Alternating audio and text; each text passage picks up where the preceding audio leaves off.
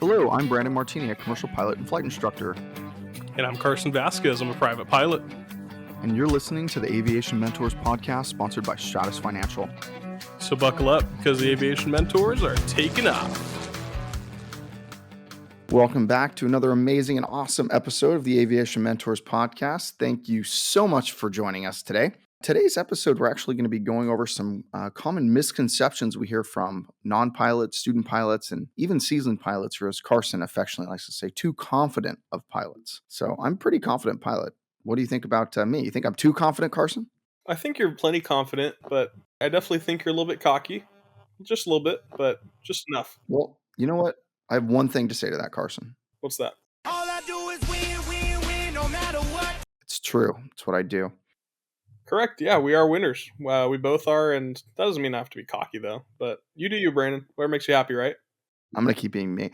And I hope everyone's seen our video from the Philippines. We have it posted. I don't know if we have it on our Aviation Mentors post yet, but we'll share that on our Aviation Mentors pages. And check out the video. You get to see all of us having a great time. There's one part of it where I'm in the video with a few of our other team members, and we've got our canoe that we handmade, and we're raising it up into the sky. And this is what we were singing. All we do is win, no matter what. So that was my theme the entire weekend there, obviously. Yeah, that was actually audio from that video, so that's even better. And why don't we do one better than just posting it? We'll put it in the description right below, so you guys can go check it out. Nice. Yeah, it's a good one. Anyway, let's go over some of the most common misconceptions, or at least just kind of respectfully, or maybe disrespectfully, just dumb things I've heard. And we'll start off strong. Thank you. We just found out that Brandon's the only one that has the soundboard. I don't have a soundboard, and Brandon found out, and he's really happy I don't have one. So whenever you hear a sound, just know it's not me. I wouldn't do you guys like that. So, all right. So The first one, knock that off. So the first one is nice. What's the bad part about this right now is for some reason I can't hear it. So I keep on pressing play again, not knowing that the soundboard's just playing for everybody else. Let me try it again. Nice. There we go. Now you hear it? All right.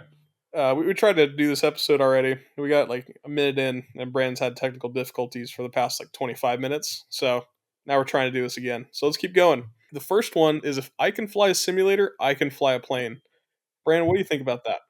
I think absolutely you should go jump in the airplane. You can fly it right away. I mean, it's going to be hands down. It's going to be easy, but you know how to start it. You know how to pre-flight it. It's exactly the same as a simulator. It's exactly the same. Exactly the same. The same feeling. Yeah, you can solo it right away.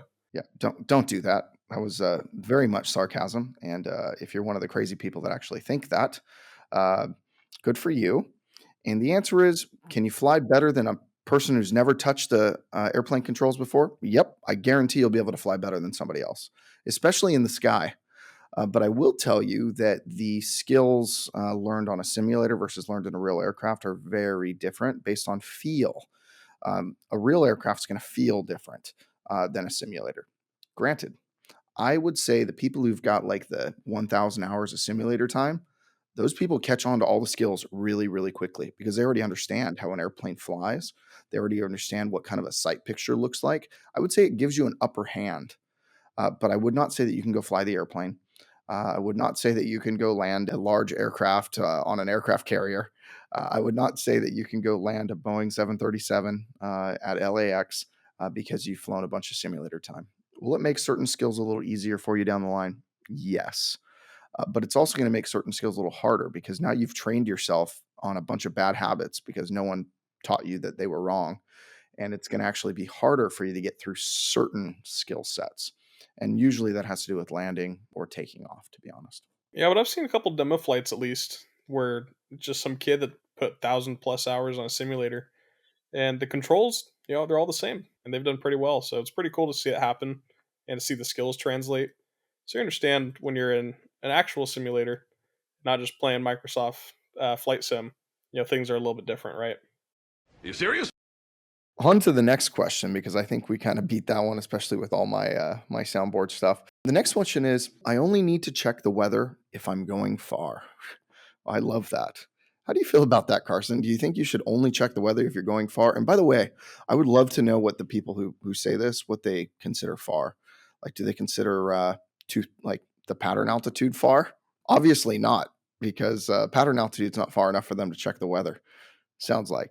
No, I've heard students say, "Yeah, I don't need to check the TAF. I only need to check the METAR because I'm not going that far." I think TAFs are only good for like what 6 nautical miles or so from the origination airport. Something close. It's like 6 to 10, maybe 15. I don't know. It's not far. So I would always check the TAF.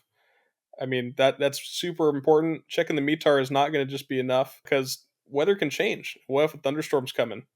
Right? You're not going to know just from the METAR. That kind of stuff shows up in the TAF, and the winds changed, winds aloft. Everything's different from just the first weather you see just by looking out the window, right? Carson, would you like me to correct you? Yeah, go for it. Perfect. So it's approximately 5 statute miles from the center of where the TAF was calculated. So just so you know. See, I didn't think I was far off, but you were giving me a weird look, and as a CFI, whenever you give me a weird look, it's like the same look your CFI gives you before they pull out the power and say your engine failed, go find somewhere to land. So you're giving me that look, so I just wanted to be sure. You could probably use it up to 10 or even 20 miles, like for kind of an estimation, but they're only saying it's 5. And to be honest, kind of depending on who you ask, it could be 6 miles. So between 5 and 10. Yeah, see, that's close enough. But just looking out the window and looking up in the sky, you're going to see a clear sky. It's not going to tell you anything. You're just going to know there's no clouds, right? You're not going to tell anything about the wind, the turbulence, anything that's going on. So that kind of stuff, even if you're just going in the pattern, check the weather. Always check the weather. I don't care if you're going in the pattern, if you're going on a short cross country that's only 3 miles away. That doesn't count as an actual cross country loggable, by the way. It just counts as an airport to airport operation. But I would check the weather as much as you can for your entire trip. I mean, you're supposed to do that every time you go fly. You're supposed to and check all the NOTAMs, check everything. You're supposed to check. Yeah. All right. I think we beat that one too. So the next one is I can skip the pre flight inspection if I flew yesterday and everything was fine. So for the purposes of this, let's just say either two things. It was your own plane, you put it back in the hangar after you flew it.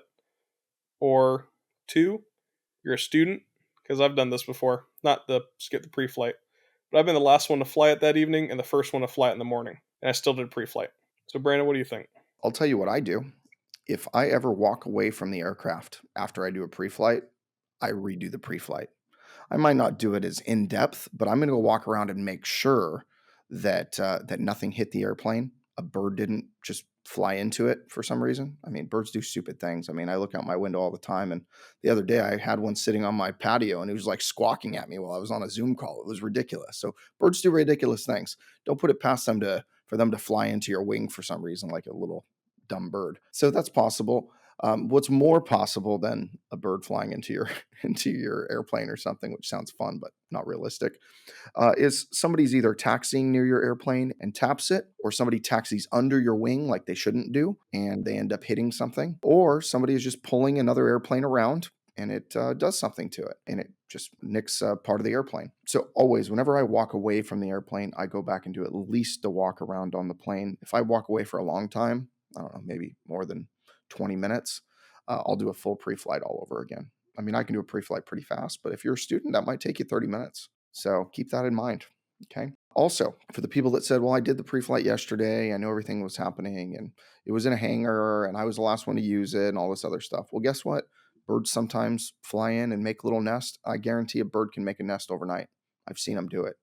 So maybe not all birds can do that, but there's a lot of them that can make a nest overnight, and that nest can be inside of your cowling. So yes, you need to still do the pre-flight. Condensation can sometimes form overnight, and you might get that moisture inside your fuel tank. So make sure you do the pre-flight inspection before you go fly. Go check that oil again. Make sure you didn't have some oil leak that you didn't know about. And now you lost like 3/4 of your oil, and it was dark in your hangar in the morning when you showed back up and you didn't really see it, or you've got floors that are painted a certain color and you didn't notice. There's all sorts of things. So go do the pre-flight again. I mean, I would never skip the pre-flight. That is your number one way to mitigate your risk prior to taking that aircraft off the ground. I think you did a good job. I think you wrapped it up pretty good. That was all the CFI voice that I could take for that one. So Good. I couldn't go much more. I'm glad you cut that one. So, all right. The next question we're going to go to is I can rely on GPS for all my navigation. Brandon, how many times have you heard the children of the magenta line thing come from at least from an older pilot? How many times have you heard that? I don't know if I've actually ever heard it come from an older pilot, but I've heard people talk about it online. Oh, older pilots, because when I worked the front desk at the flight school, I heard it all the time. All the old pilots I'd come in by charts specifically were the ones saying that. Carson, how old's an old pilot to you? Like 35. Yeah, so my age, I thought so. Yeah. No, it was all, like 65 plus, older. Okay. Yeah, I mean, I could see that. All the older pilots that are against the iPads and only want the paper charts and all that stuff. So I get that. Yeah, but anyway, back to the question itself. I always carry the paper charts with me. The current paper charts for wherever I'm at or wherever I'm going, because the last thing you want is for your iPad to die on you, for if you're using for flight, or some sort of battery issue and your whole electrical system's out. That's the last thing you want when you're flying somewhere you don't know, especially, or if you're trying to get a frequency. I mean, the era that we flew, it was completely glass panel, and there was an issue sometimes where if we didn't update the GPS, the charts weren't updated as well, and you couldn't use them because they're out of date. And you have to use paper charts because that's technically the only thing that's legal. So there's just a right way to do things and a wrong way to do things, and if you're only relying on GPS with no sort of backup, you just can't trust it. I semi disagree, Carson. I have multiple backups. Matter of fact, FAA just came up with I think it was like a letter of interpretation or something today. I haven't read it yet, so I'm going to go read it this afternoon, though, because it's on my to do list. And they're basically saying that you can have a 100% fully electronic cockpit now. You do not have to have paper charts, and it has been specified by the FAA.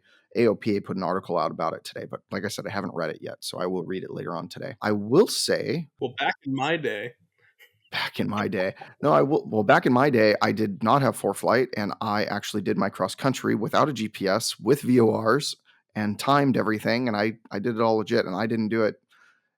This is my 10-year anniversary of becoming a pilot this year. So we should celebrate that, Carson, in June, by the way. June is my 10-year anniversary.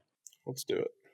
Yeah. But I would say that as long as you have multiple backups for your EFB or electronic flight bag, like an extra iPad or an extra phone or something, then I would say it's okay. You could follow that magenta line. You can do those things. I don't have a problem with it particularly. Now, when you're learning, I don't think you should learn to just fly direct to everywhere, and that's for one reason. I think that when you're learning like time to each waypoint and things like that with regular navigation techniques, I think that teaches you other skills in when it pertains to flying, especially when you graduate to IFR flying. So I'm big on teaching the old school skills with some electronic kind of amenities to it. So I don't mind if you rely all on GPS, but what I will say, if you live in a place like Southern California and you're going to Vegas, they have GPS outages quite often, several times per year, sometimes without notification or advanced notification. It just kind of happens right away. And that's because of military testing. They're not going to tell enemies that this is the time that they're going to be testing GPS outages. And sometimes that affects your route of flight, and it can affect your route of flight from here to Vegas or here to different places on the Southwest. So keep that in mind when you're trying to rely on GPS. So that's why a lot of people are like, well, we can't ever get rid of VORs because there's GPS outages due to military operations semi-often. I don't know how that's going to impact us in the future. I don't know what the next iteration of GPS will be, but I know that tends to be an issue at altitude. Obviously, we all use GPS on the ground. It's not really an issue here, but at altitude, it can be. All right, the next question we're going to go to is having better instruments like a glass panel means I will have less problems. I disagree wholly. Having a glass panel means you're going to have just as many problems, if not more. Wait till that glass panel blacks out on you and you have to go to your backup on the right side, or you don't have a backup and you've got to go to just your artificial horizon as your backup, and then you need to go land. I mean, these are some issues you can have. I've had a glass panel go totally black on me. I've also had it go unreliable on me. The more electronics on a small airplane, the more things you can fail. And when you have a standard 6-pack, you definitely have like different instruments can fail, but they're not going to normally fail all at the same time. They're going to fail at different times. Yeah, glass cockpit's going to fail all at once. Now, granted, there's ways for certain items to fail all by themselves, but overall, you're going to lose that entire panel. That's pretty terrible. So yeah, you're gonna have different problems, not less problems, and you just have to know how to handle those ones. But on to the next one about having different problems as well. Having two engines means you are twice as safe. Brandon, Mr. MEI, go for it.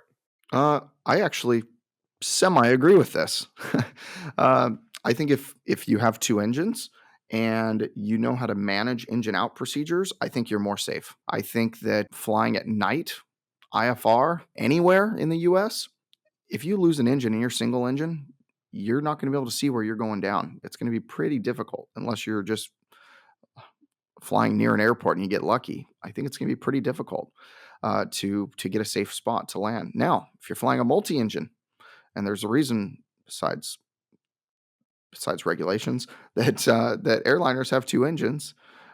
It's because it's safer. It's more redundant. All airliners have multiple redundant systems, and one of those systems is just a second engine, or sometimes they've got three extra engines, depending on what you're flying, right? So, yes, I don't know if it means you're twice as safe. It could also mean you're twice as dangerous. I know a few years ago, there's a pilot that was flying a 310 and did not do the proper engine out procedures and ended up crashing right before Santa Ana Airport, John Wayne, SNA, in Southern California. And it's because I believe, I haven't read the report in a long time, he didn't properly secure his engine and feather it. And he ended up losing altitude and he crashed before he hit the runway. Now, him and his passenger ended up coming right out of the airplane without a problem, but that airplane was totaled. It was on fire. They got burned. It wasn't good because they weren't practicing single engine maneuvers anymore. I don't know. I'm just making a guess, but he probably hadn't done single engine operations in years and years and years. He was an older pilot. He's been flying a long time. I bet you whoever did his BFR was one of his friends and just signed him off and they went flying together. It was like, oh, you're still good. And in reality, no, he was not still good. He was still missing a lot of hard skills that no one taught him over years and years and years. So it can mean you're less safe, but there's a possibility it could mean more safe. It really all depends on your skill level and how much you train and how proficient you stay. We talk about being current and proficient, or Carson's super current. Uh, Proficiency is really the key. You need to be proficient with those two engines. If you're not proficient with those two engines, it's going to be less safe. So keep that in mind. And I'm gonna go into the last question we have of the day. And fuel. This is a funny one. Fuel management is just about having enough fuel to get there. How do you feel about that, Carson? I agree. Yeah, you just have to be able to get to where you're going, and as long as you can get to where you're going, you have enough. You need to make that extra stop to have extra fuel. Yeah, it's fine. Yeah, exactly. So don't listen to what Carson just said. That was total BS and satire, FYI. No, fuel management is really about having enough fuel to get to where you want to go and ample fuel left over, right? So, like VFR minimums is 30 minutes additional. I'll tell you this, I flew one time I think I was flying from Phoenix to Albuquerque in a Cessna 172, and I landed with 35 minutes of reserve. I was forecast to land with like an hour and 15 minutes, but it was nighttime. There were thunderstorms surrounding. I had to go zigzag my way through. I was dealing with density altitude and with a screaming Austin in the back because he was younger and a baby. All of these things were difficult for me to deal with, right? And I ended up getting there with 35 minutes or maybe even 40 minutes of fuel reserve. One of my tanks was really, really empty, and the other one was really, really empty. And when I checked, I was really nervous because my fuel gauges were showing close to empty before I landed. And I still had 30 to 40 minutes of reserve when I checked the fuel tanks with the stick. But I'll tell you this, it was butt pucker time. I did not like feeling that way. It was horrible. So now I have my own limit. Every time I go fly, I fly 3-hour legs. I don't fly more than that because I rather have 5 hours of fuel, and I just fly a 3-hour leg. I'll go land. I'll go to the bathroom. That's all my bladder's really got for it anyways. And I'll get what's the most important thing: more water, more snacks from the FBO. And of course, the most important thing, I'm going to go get more fuel. Always have more fuel, unless it puts you overweight. Obviously, that's a little bit different, but go have more fuel. I don't like flying with a little bit of fuel. That's no good. You got to fly with ample amounts of fuel. It's really, really important. You don't want to be that statistical pilot that crashes because you ran out of fuel. And everyone can tell you ran out of fuel because there's no fireball. You just land and it just crashes. So don't do that. Don't be an idiot. Go have a lot of fuel, or as much as you need plus ample to get you to the next stop. Obviously, you need VFR and IFR minimums, but have more than that. Go above those FAA mandated margins and really have enough fuel to make you feel safe when you land, because you don't want to have that feeling that I had when I landed in Albuquerque area. I think getting down to minimums like that is it's a terrifying thought, and landing at 40 minutes alone is scary enough. Just checking your fuel. You have to trust that you checked your fuel right and you read the stick right, you have the right memory, or at least wrote down the right numbers. You have to trust that your gauges are being reading correct. And that's a little bit too much to count on all at once to be able to push your plane a little farther to just get there. It's not worth the risk, and just land and get some more fuel. So, Brandon, I totally agree. But I hope you guys had a fun time with this. We like going over stuff like the Reddit questions and listener questions, and going over just things that we think of, misconceptions and stuff that we hear. So I hope you guys enjoyed it too. And I know Brandon did. He's been smiling and playing with the sound effects. So he's having a good time. You know why, Carson? Why, Brandon? All I do is win, win, win, no matter what. On that note, if you would like to reach out to either one of us, you can reach us at our emails, Brandon at aviationmentors.com, Carson at aviationmentors.com, or for our producer, Mark's producer at aviationmentors.com. Also, don't forget to hit like, subscribe, follow, all of the things that help us grow on whatever streaming platform you're listening to us on. It's an absolute huge part of helping us grow the podcast and helping us grow the aviation community at large. So thank you so much for joining us today. It means the most to us, and we really appreciate you helping grow general aviation and flight training in general. Thanks, everyone. As we wrap up for the day, remember, here to guide you in your aviation journey. So fly safe and enjoy the ride. See ya.